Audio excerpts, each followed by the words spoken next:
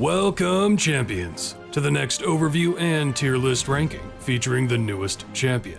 This is where we'll break down their mechanics and place them in my overall tier list for every champion in the game. So let's talk about Vin Ursa, the lawful evil plasmoid fighter/rogue in Seed 7. She'll join the group to hunt some favored foes as a wild space bounty hunter, filling the roles of support and gold find.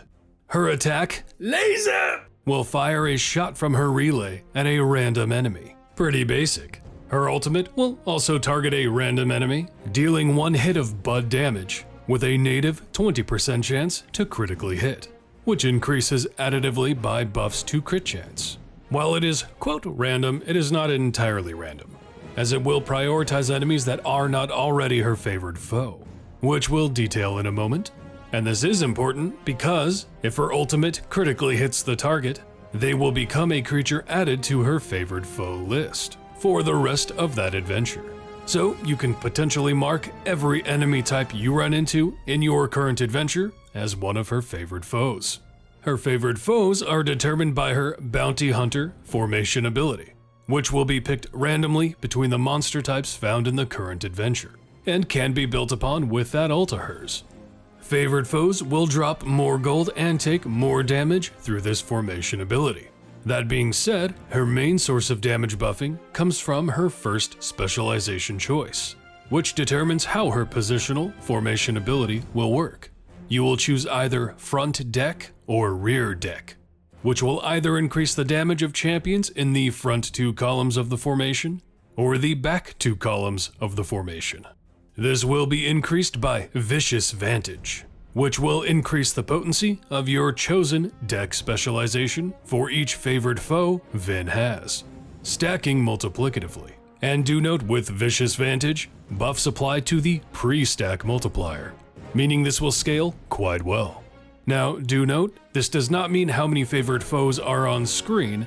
This means how many favored foes she has personally registered, so her ultimate and your adventure in how many enemy types there are will be vital in increasing this formation ability.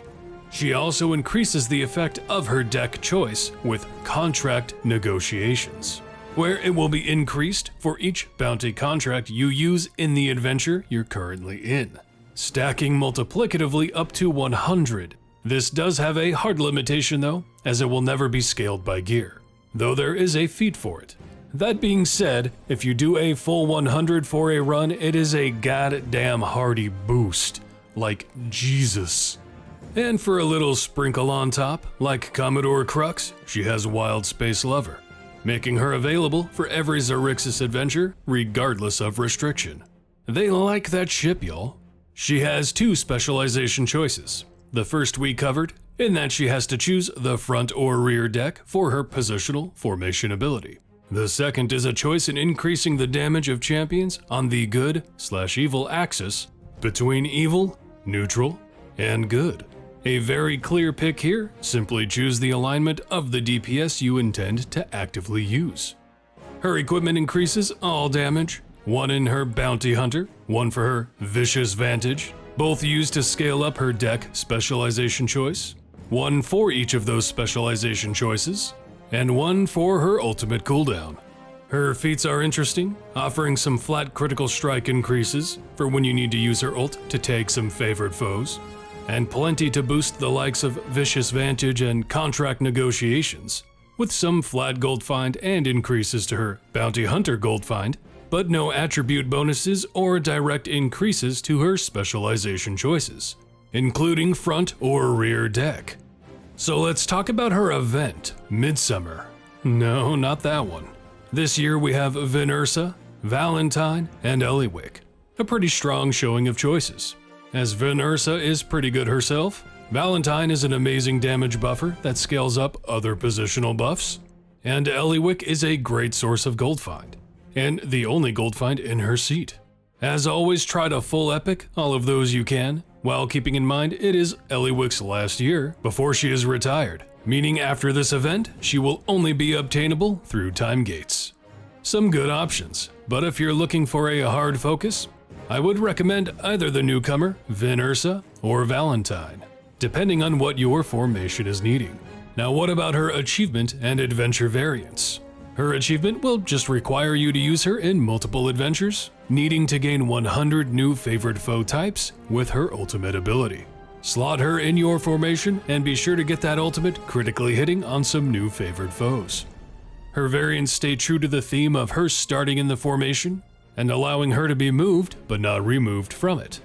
The first variant only allows champions in the front 2 columns to deal damage, so be sure to take her front deck specialization, unless you're using Warduke, and position your DPS in one of those columns.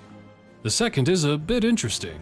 She'll start with Bounty Hunter and her ultimate unlocked, and each wave an extra monster with a random monster type will spawn.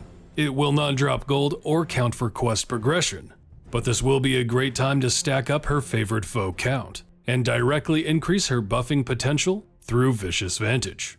It will increase rapidly in difficulty, as every 10 areas all monster health is increased by 100%, stacking multiplicatively. Stack up her favorite foes and push, push, push. Her third will only allow champions of the most represented alignments on the good/evil axis deal damage. So make sure your DPS is in that category, and you choose her alignment specialization accordingly. This one really should be easier than even the second for everybody. I do question a bit the conceptualization of the character. Don't get me wrong, I actually like her design and her kit, and anything that reminds me of a red mage is a win in my book. But she is stated to have been created to fill gaps within the roster. We have yet another gold find in Seat 7, with 3 other big-time competitors, and another favored foe mechanic in a seat that already has a favored foe mechanic. Plasmoid Race is fun, and helps in some rare cases, but the primary one would be Ashara's exotic tag, for which we already have Xeraphon, who is a very strong buffer. She's positional, but we have a strong positional in Catti-brie, and the only actual new gap we have to fill in this case is an evil champion in Seat 7, which is nice, and another option for Krond users, but again, they already had Catti in this seat as a solid option. I just personally see it less as filling gaps and more competing of existing roles already being filled in this seat. But that is a soft criticism, as at this stage of the game, it will become harder and harder for them to maintain a balance. It just feels like Vin would have been better suited in an entirely different seat if your intention was to fill gaps within a roster. That being said, Vin is very good. Easy to slot with Warduke, just select the deck Warduke is not in. She's evil, so she fits in nice and easy with Krond. As I mentioned, she fills that exotic bond for Ashara. At least positional for Artemis, though she is not a DPS, and she's competing with Catti-brie, who has better availability and is a positional DPS for a better fit for him. But if you're willing to be able to make her deck run at full power every time you use her, she has the potential to outperform Catti-brie. Her availability is similar to Commodore Crux, with their sharing of Wild Space Lover, and her naturally only being available for 2 patrons. Although her low strength and charisma hold her back from 2 trials restrictions. She's a bit of a difficult one to place in a tier list. Her damage is completely dependent upon how much you're willing to put into it, and how far along in the game you are. In an average run, just passively slotting her, her damage buffing is alright, but not amazing, and her gold find is right in line with most gold finders. She'll only really take off a bit if you run an adventure with plenty of enemy types, for her favored foe and Vicious Vantage, and make sure you time her ult well.